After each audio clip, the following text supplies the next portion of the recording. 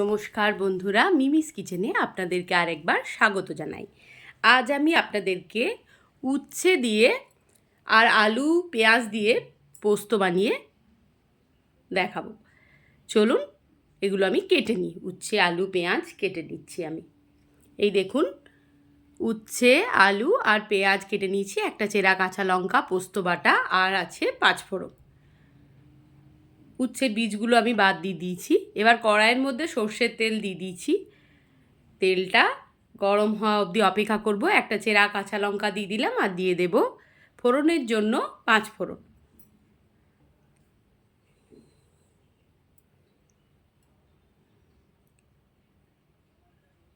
সকালবেলায় এসে গেছি রান্না নিয়ে। সকালের বাইরের রান্নাঘরের জানলা দিয়েই বাইরেটা একটু আপনাদের সাথে ভাগ করে নিলাম। আমার গন্ধরাজ লেবুর গাছ আর এগুলো হচ্ছে তুলসী গাছ। ফোড়নটা প্রায় গরম হয়ে এসছে। এবার সবজিগুলো এক এক করে আমি দিয়ে দেব। প্রথমে পেঁয়াজটা দিয়ে দিচ্ছি, তারপর এক এক করে আলু উচ্ছে সব ওর মধ্যে আমি দিয়ে দেব।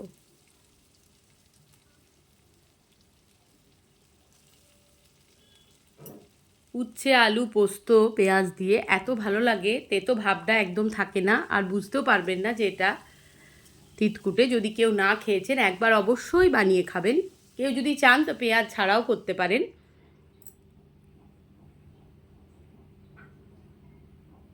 উচ্ছে আলু পোস্তটা আমি একবার একটা আশ্রমে গিয়ে খেয়েছিলাম, পেঁয়াজ ছাড়া, যদিও এত ভালো লেগেছিল।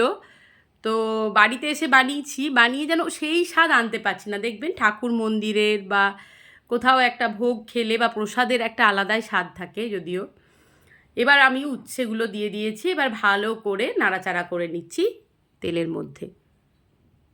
একটু ঢাকা দিয়ে হালকাভাবে এগুলোকে ভেজে নিতে হবে ভালো করে।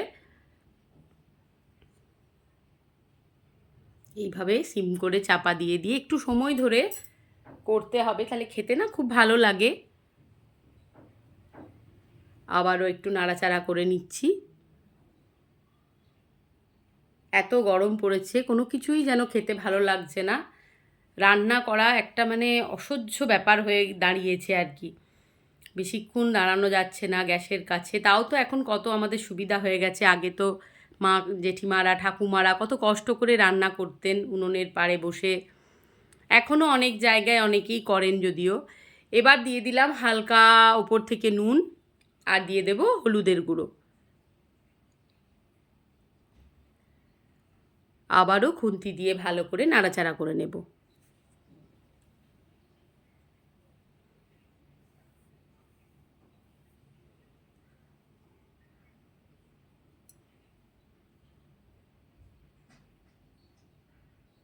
গরম ভাতে উচ্ছে আলু পোস্ত খেতে খুব ভালো লাগে। তার সাথে যদি পাতলা একটু মুসুরির ডাল থাকে আর গন্ধরাজ লেবু, ব্যাস আর কিছু লাগবে না।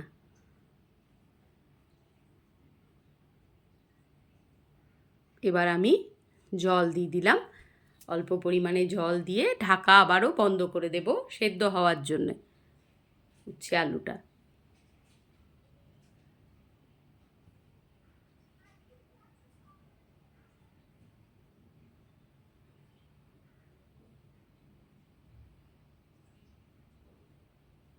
খানিকক্ষণ বাদে ঢাকনা খুলে দেখুন জলটা অনেকটাই শুকিয়ে গেছে। একটু নাড়াচাড়া করে নিচ্ছি। এবার পোস্ত বাটাটা আমি দিয়ে দেবো। আমি কিন্তু পোস্তটার সাথে একটু লঙ্কাও বেটেছি, খুব বেশি না, কারণ তেতো জিনিস অত ঝাল ভাল লাগে না। পোস্ত বাটাটা আমি দিয়ে দিলাম। একটা কাঁচা লঙ্কা ওর সাথে বেটে নিয়েছিলাম। এবার পোস্তটা দেবার পর ভালো করে শুকনো করে অনেকক্ষণ ধরে ভেবে মানে ভাজা ভাজা করে নেবো একটু।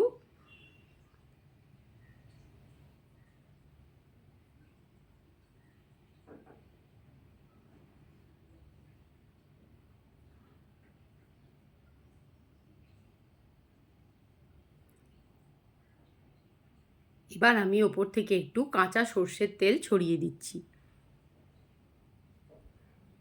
এই কাঁচা সর্ষের তেলটা দেওয়ার জন্য স্বাদটা আরও দ্বিগুণ পরিমাণে বেড়ে যাবে।